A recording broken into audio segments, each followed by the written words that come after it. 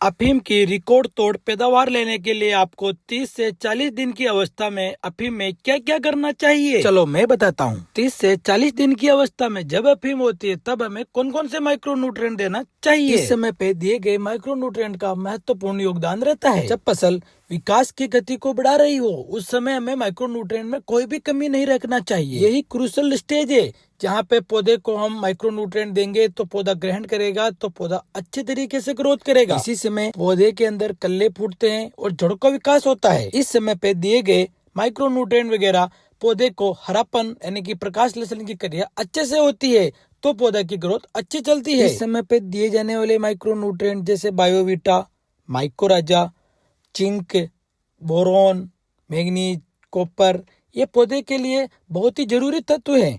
इनका देना बहुत ही जरूरी है, तभी जाके पौधे के अंदर विकास की गति बढ़ेगी, जड़ें गहराई तक जाएगी और पौधा अच्छे से फुटाव करेगा। और आपको इसके साथ यूरिया मिला के साथ में छिड़काव करना है। जमीन में आपको ह्यूमिक एसिड जैसे 18% वाला हुमिसोल आता है वो जरूर डालना है, उससे जड़ें अच्छी चलेगी। बेहतर परिणाम के लिए हम ये चीजें डालते हैं जिससे पौधा अच्छा चले। हम हुमिसोल इसलिए डालते हैं क्योंकि जमीन को फोड़ा और माइक्रो न्यूट्रिएंट जमीन के अंदर पड़े हुए हो तो उनको अपनी ओर आकर्षित करता है, जिससे ह्यूमिक एसिड का बहुत ही अच्छा रिजल्ट मिलता है। ध्यान रखिए किसान भाइयों, डीएपी और जिंक सल्फेट को एक साथ मिला के नहीं डालना चाहिए क्योंकि दोनों का असर खत्म हो जाता है। इस समय पे डाले गए माइक्रो न्यूट्रिएंट वगैरह आपकी फसल के लिए बहुत ही लाभदायक होता है और रिकॉर्ड तोड़ पैदावार का आधार बनता है। ये सारे माइक्रो न्यूट्रिएंट खाद इस समय डालना बहुत ही जरूरी होता है।